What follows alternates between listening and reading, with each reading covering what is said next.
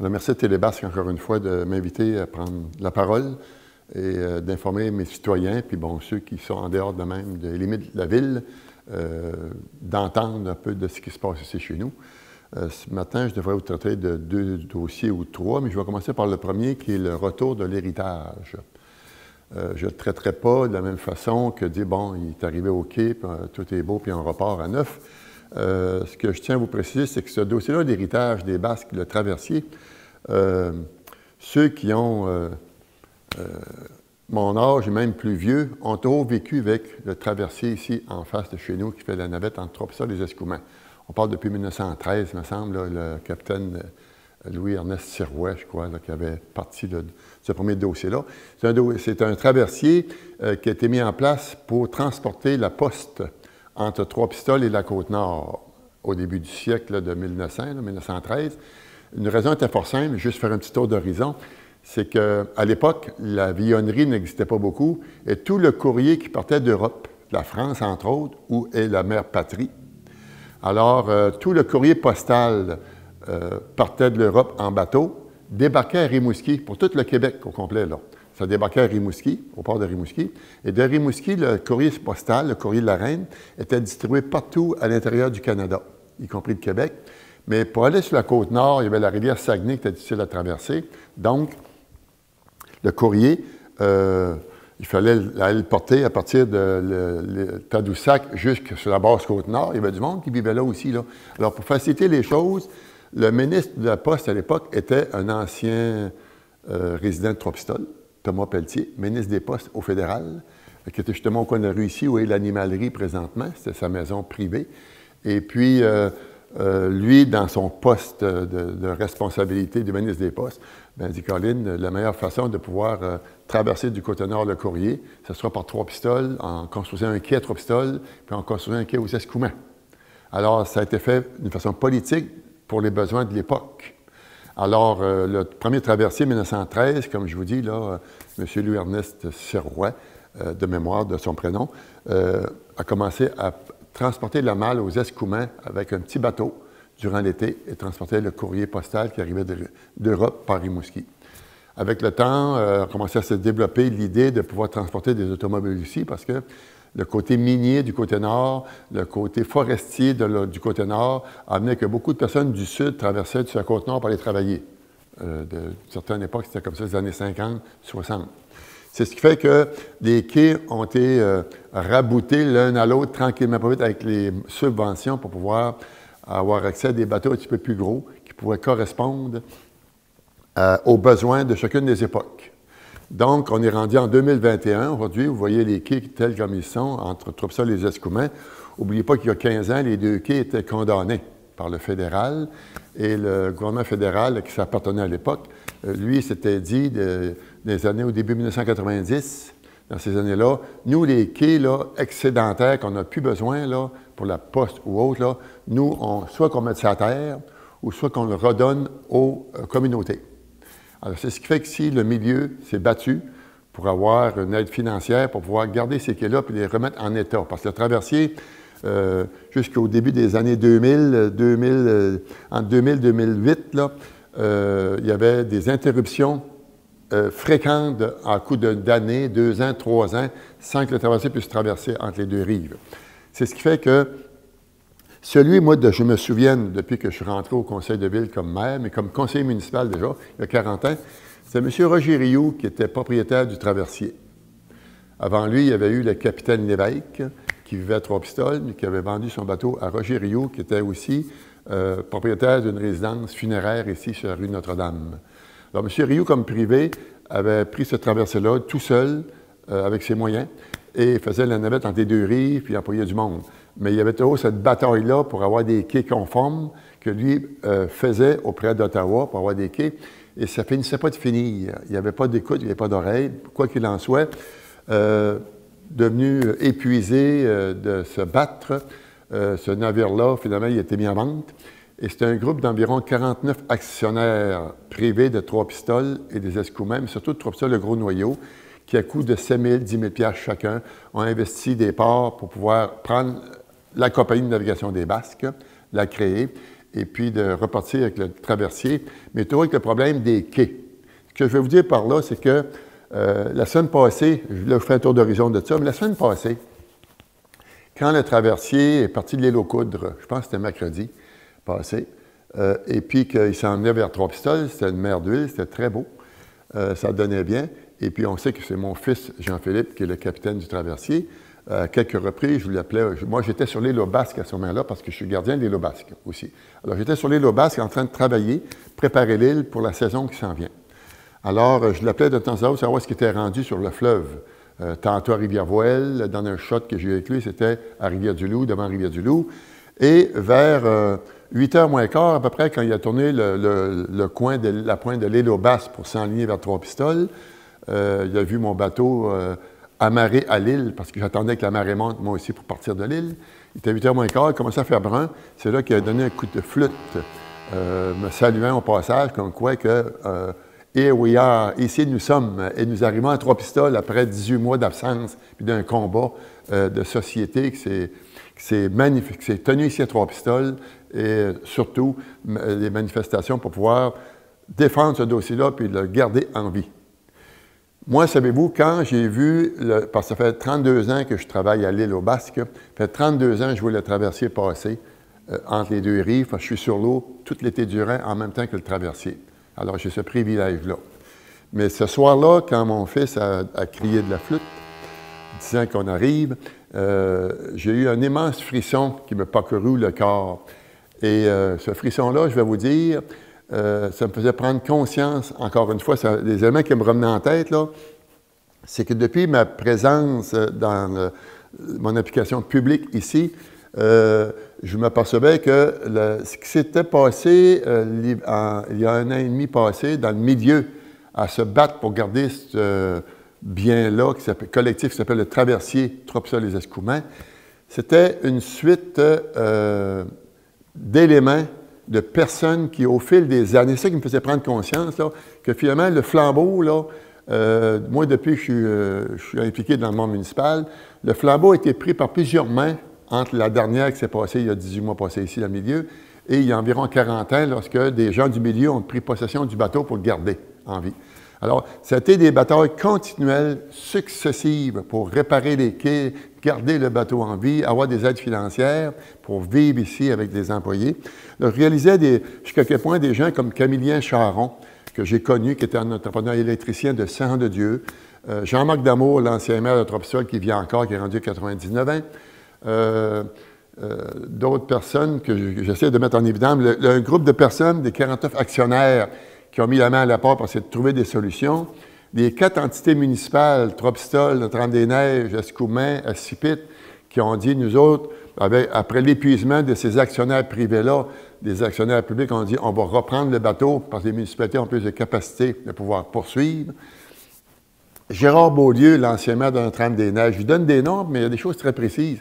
Gérard Beaulieu, l'ancien maire de Notre-Dame-des-Neiges, mais aussi qui était le directeur de la Caisse populaire de Trois-Pistoles, l'héritage des Basques.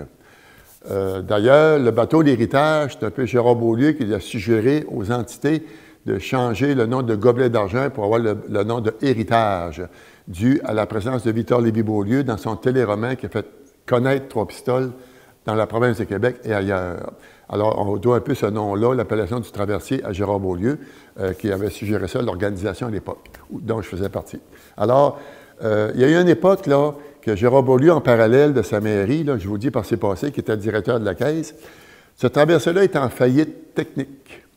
Et la Caisse des Jardins, ici, de Trois-Pistoles, avait ce dossier-là de quelques centaines de milliers de dollars sur les bras, un dossier de faillite. Et quand les caisses, comme toutes les organisations, font un état des états financiers de leur institution, la Fédération embarque dans ça, puis le Mouvement des Jardins pour voir si tout est beau, tout est fait correct.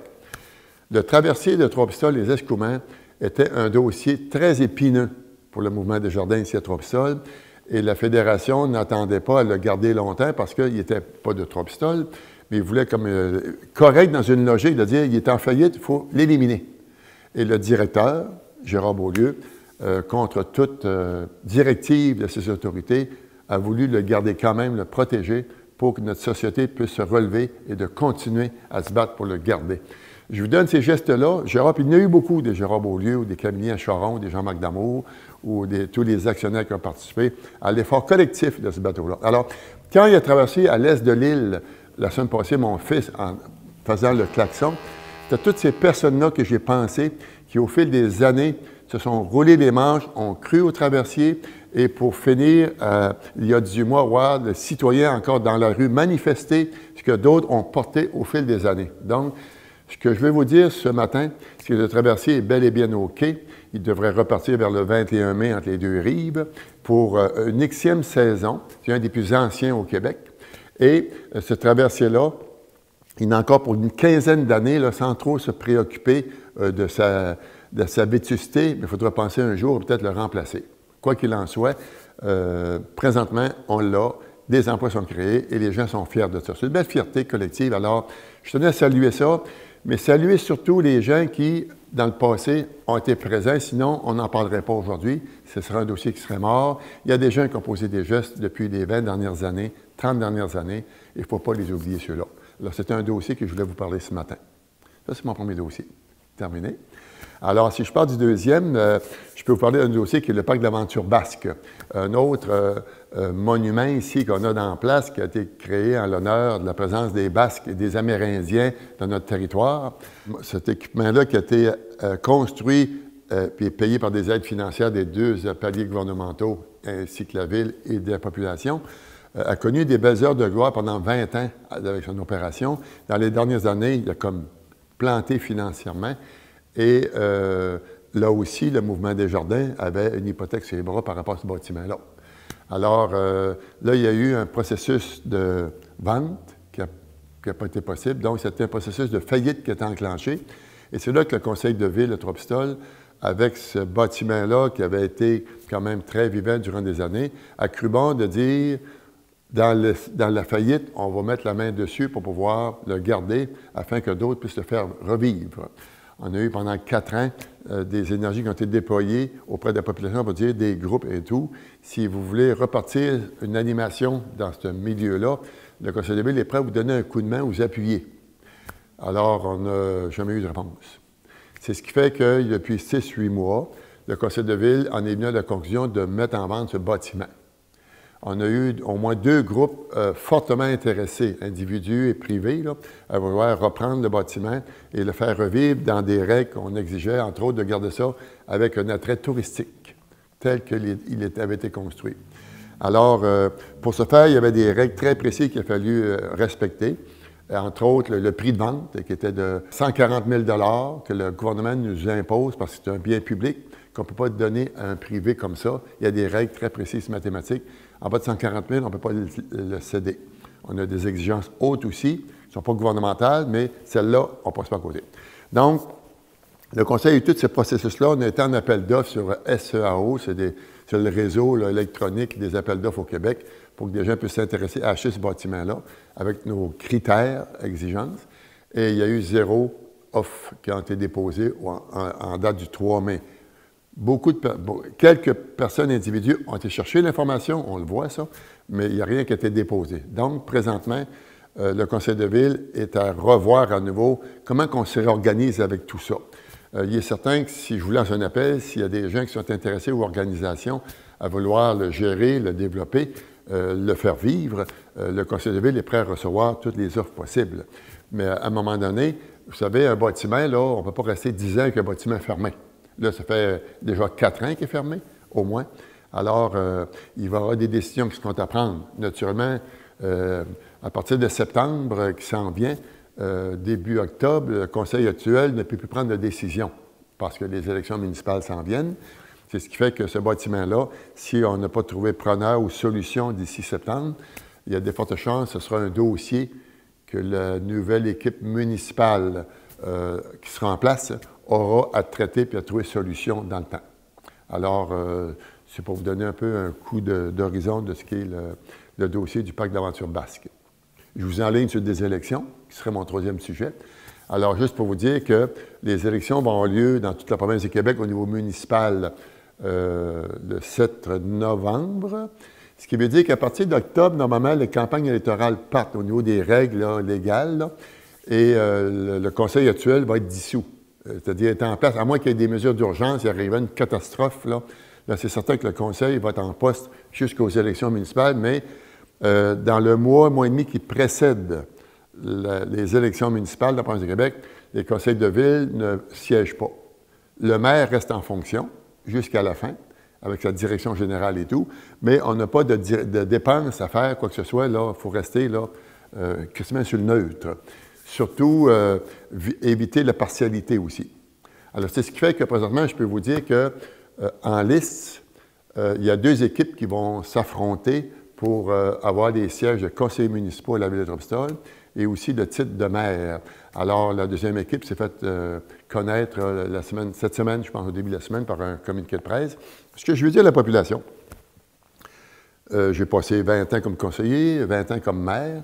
Ce que je suggère à la population, c'est vraiment de prendre, de s'arrêter puis de, comment vous dire, donc, de réfléchir à ce que vous voulez avoir comme équipe ou comme vision de la ville pour les 4 prochaines années. C'est drôlement important parce que ça touche votre portefeuille, ça touche le mien, ça touche une vision aussi. Alors, d'une équipe ou d'une autre, là, je pense qu'il va être important pour vous, la population, là, y moi compris, c'est d'observer ce que les gens veulent nous offrir comme programme de travail pour les 4 prochaines années. Et c'est là que vous devez aller exercer votre droit de vote.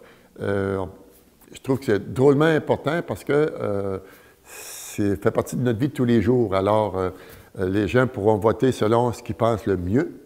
Chose certaine, c'est quand, au 8 novembre au matin, lorsque l'équipe qui sera choisie par la population, en espérant qu'il y aura eu beaucoup de personnes qui auront été votées pour l'équipe qu'ils veulent. Alors, à partir du 8 au matin, alors tout le monde se lie en arrière de l'équipe qui va être gagnante et de travailler avec cette équipe-là comme citoyen ou essayer de trouver, de s'impliquer à gauche, à droite pour pouvoir donner un coup de main à l'équipe qui voudra nous amener un petit peu plus loin comme société ici à Trois-Pistoles, avec des dossiers qui sont complètement différents, mais c'est une expérience qui vaut la peine d'être vécue. Alors, c'est un peu les 3 sujets que je voulais vous traiter aujourd'hui. Alors, merci beaucoup encore de la télévision et j'espère que vous êtes fidèles à nous écouter régulièrement. Merci.